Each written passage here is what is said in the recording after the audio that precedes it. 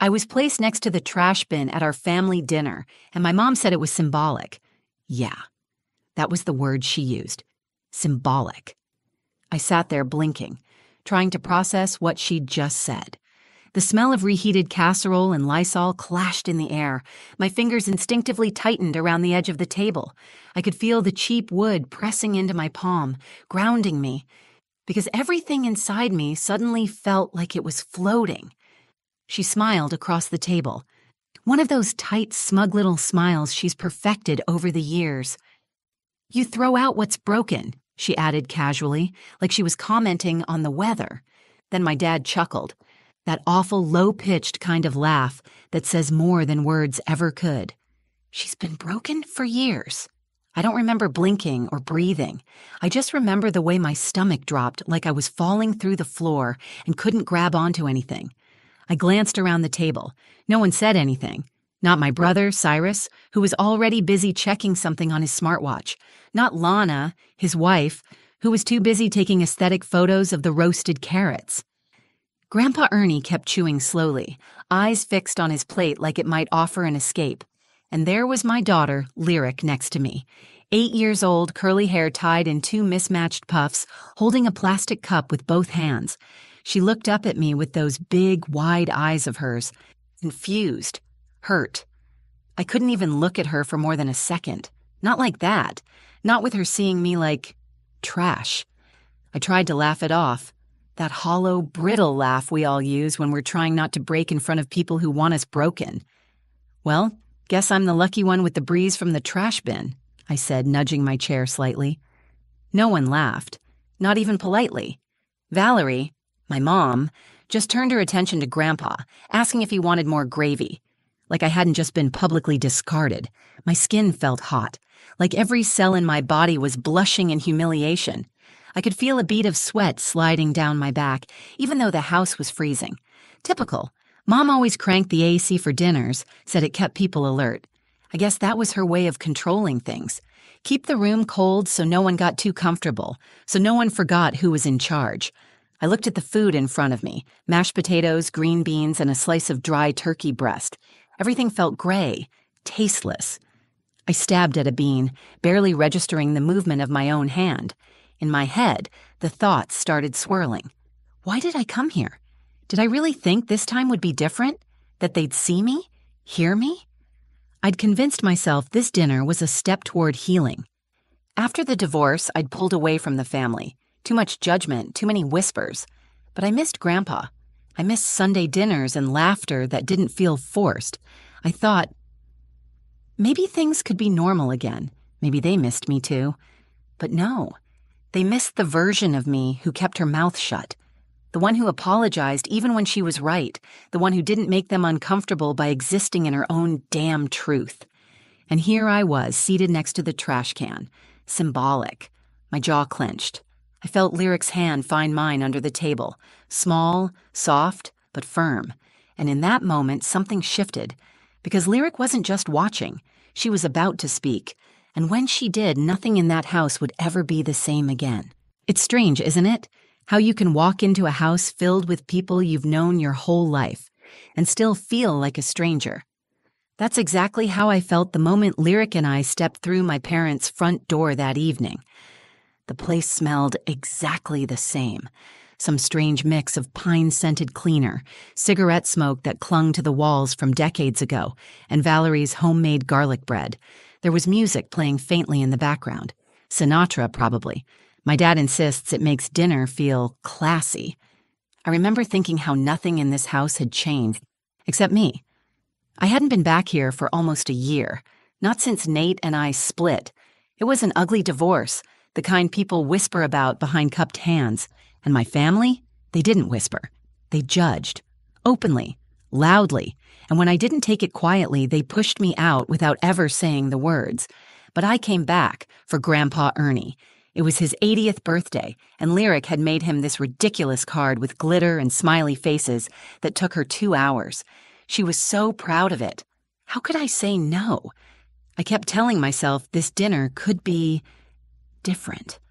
Maybe enough time had passed, maybe hearts had softened, or maybe I was just lonely enough to believe in things I knew better than to hope for.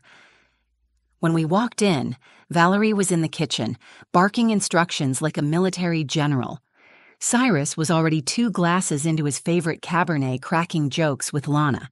She gave me one of those sugar-dipped smiles, tight, strained like it hurt her cheeks. "Wow, Alara, you look brave," she said. Brave? Right. That's influencer code for, "I can't believe you left the house looking like that." I forced a smile. "Thanks, you look filtered." Cyrus laughed, which annoyed her enough to make my little petty win feel worth it.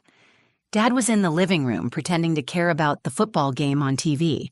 When I walked in, he nodded at me but didn't get up. No hug, no "good to see you." Just that nod, like I was someone he'd once done business with and barely remembered. Grandpa Ernie, though, he beamed when he saw me. "There's my girl," he said, rising slower than I remembered. His hands were shaky, but his voice still had that warmth I used to live for. "And my favorite great-grandbaby. Come here, Lyric." She ran into his arms like she always did. I didn't feel the tension in the room yet, but I did. Like walking into a room full of thin glass that might crack if I breathed too loudly. They'd already set the table, the long wooden one that had hosted every holiday dinner since I was 10. And that's when I saw it. My seat, the one by the trash bin, a folding chair, slightly lower than the rest, no place card, no cushion. I paused. Valerie glanced over. "Oh, I figured you'd want to sit close to the kitchen, you know, in case Lyric needed something." Right, because in her world, a woman without a husband must always have her hands full. I nodded and said nothing. I didn't want to start a war, not yet. I helped Lyric into her seat, then sat down in mine, already feeling like I'd made a mistake coming, and I hadn't even taken a bite yet, but it wasn't until Valerie made that comment, "It's symbolic," that I realized they hadn't just set the table, they'd set the stage, and I was the performance. Only this time, I wasn't playing the role they wrote for me. I kept telling myself it was just a chair, just a folding chair next to a trash bin, near the kitchen, not a declaration, not a threat, but my body knew better. My shoulders curled in slightly like I was bracing for something. My hands kept twitching in my lap. I wasn't even cold, but I rubbed my arms like I could erase the discomfort clinging to my skin. Dinner started like it always did, with Valerie controlling the conversation like a conductor, guiding the rest of us through a symphony of fake smiles and thinly veiled insults. She asked Cyrus about his latest investment property like he'd just cured cancer. Lana bragged about hitting 50,000 followers for her wellness blog. Every time I spoke, it was like I dropped a pebble into a black hole. No one responded. No one acknowledged. And then came the question, "So, Alara," Valerie said, cutting her roast chicken with almost surgical precision, "are you still at that call center job?" Still. That word burned. Like everything I did was temporary. Like my life was just a waiting room until someone else rescued me. "Yeah," I said, keeping my voice calm. "Still there, it's steady, pays the bills." Lana jumped in. "Oh, you must be exhausted taking calls from angry people all day." I'd cry. "She's been crying for years," Dad muttered, not even looking up from his plate. Cyrus snorted. Grandpa frowned. I felt the laugh before I heard it, that tight, acidic sound that burst from my throat before I could swallow it. Glad to see the family's still great at turning dinner into an intervention. Valerie didn't even blink. "We're just concerned. You've changed. You used to have such promise." That word, promise. It hit me like a slap, like my entire worth was a potential I never cashed in on, like I was a failed investment in their family portfolio. Lyric looked up from her plate. Her fork paused in midair. She could sense it. The shift. The moment things turned from awkward to ugly. I tried to steer it back. I shouldn't have, but I did.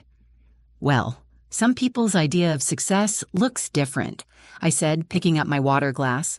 My hands were trembling. "Mine looks like raising a good kid, making it through the week, therapy." Silence.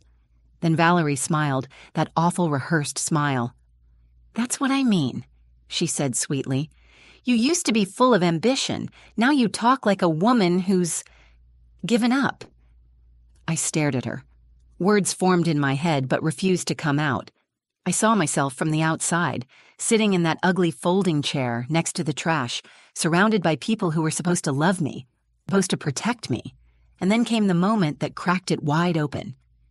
"I put Alara there on purpose," Valerie said, pointing casually toward my chair like it was just another piece of furniture.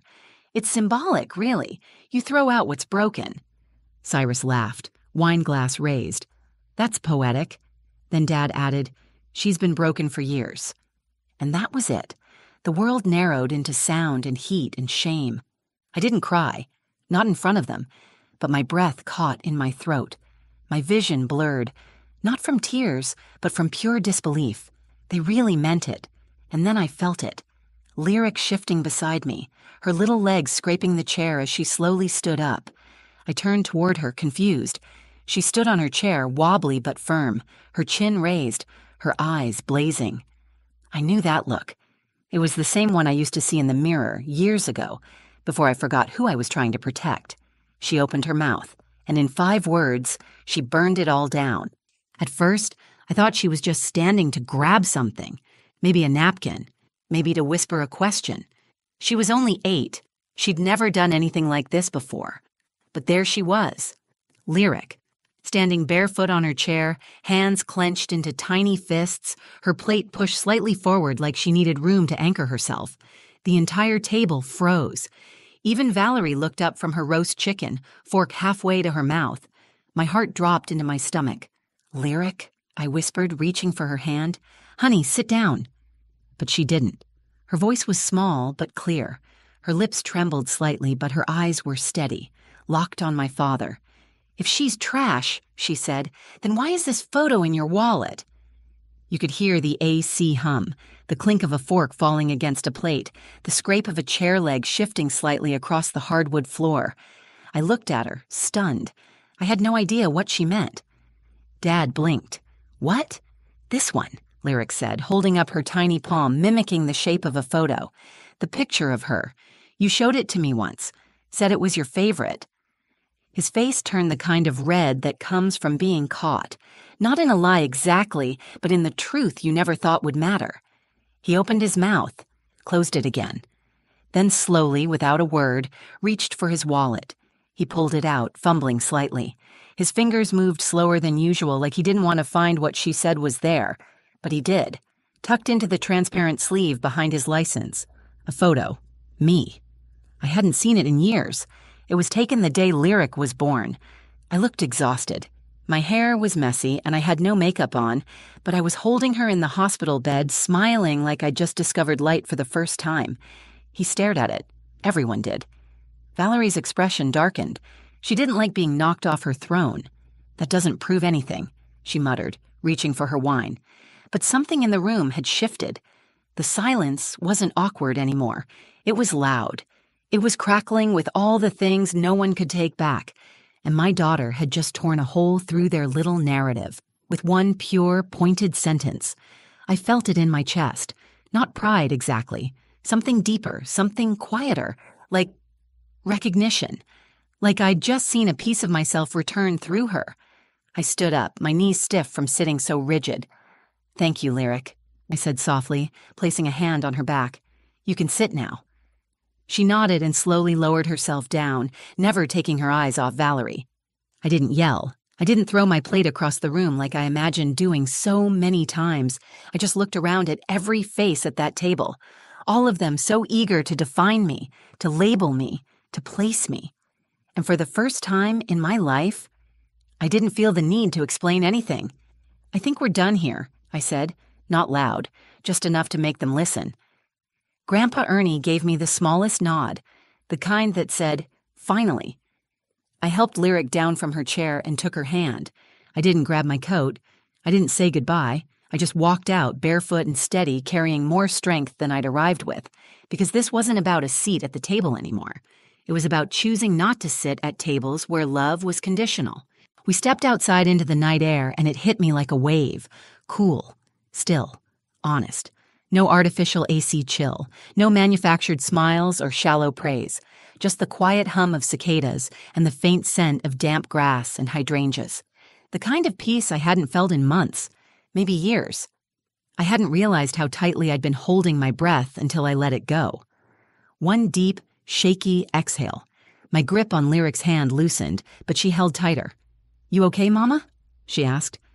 I crouched down beside her on the porch, knees pressed against the splintered wood, eyes level with hers.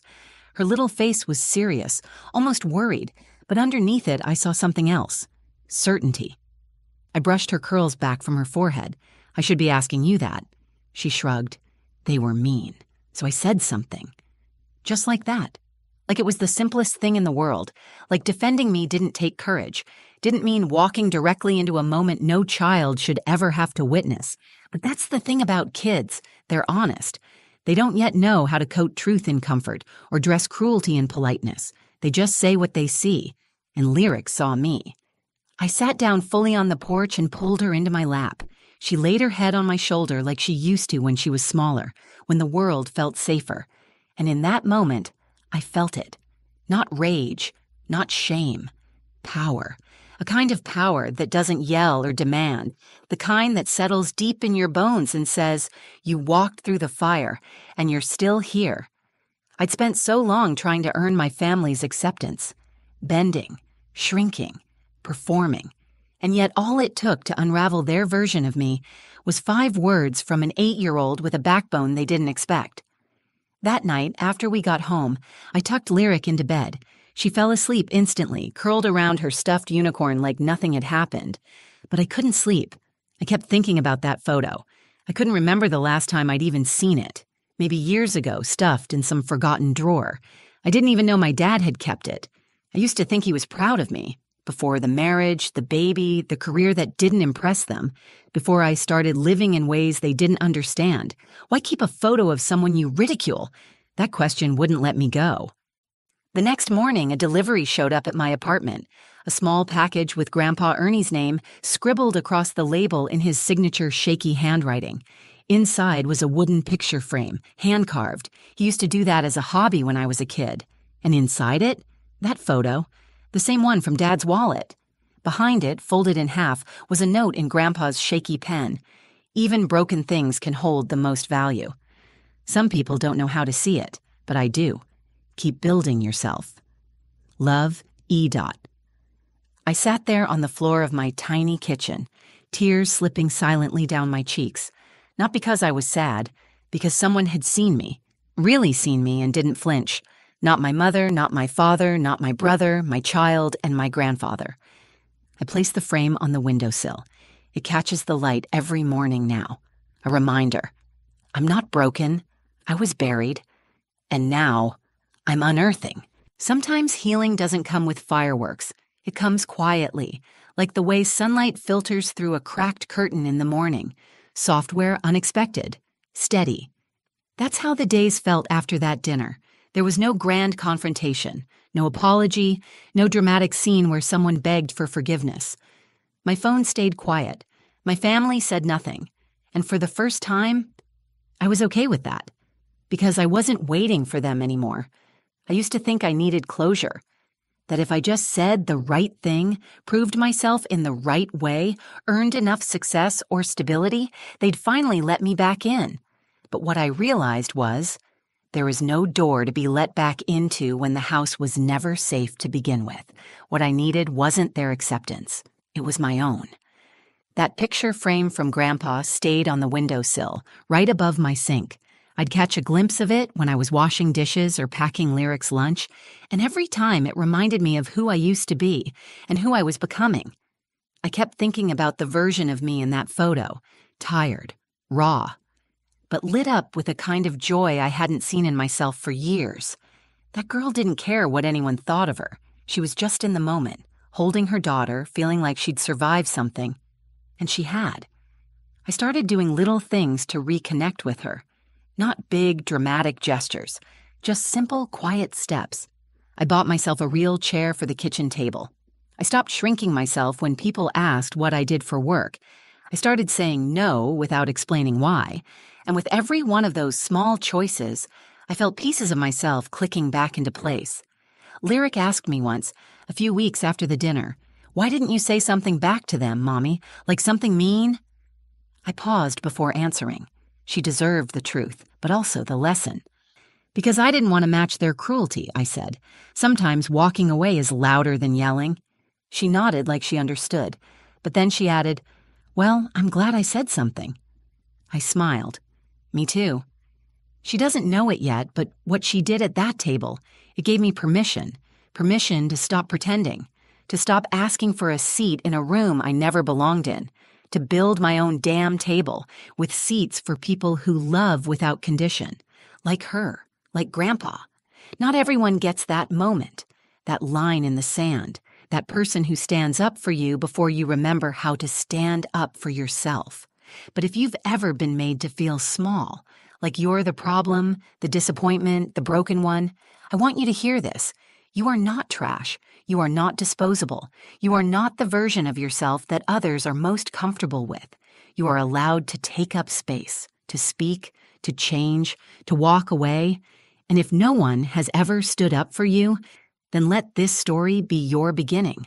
Because maybe you were never broken. Maybe you were just buried under other people's definitions of who you're supposed to be. And now you're allowed to dig yourself out. If this story resonated with you, if you've ever felt like the outsider at your own family table, I want you to know you're not alone. And maybe, just maybe, this is your sign to stop sitting where you don't feel seen. If you found even a piece of yourself in this story, I'd love for you to share it. Maybe someone else out there needs to hear it too. Don't forget to give this video a like if it meant something to you. Drop a comment and tell me your story. I read every single one. And hit that subscribe button so you never miss these real, raw moments we share together. Thank you for being here, for feeling this with me. Until next time, protect your peace and always choose the seat where you feel powerful.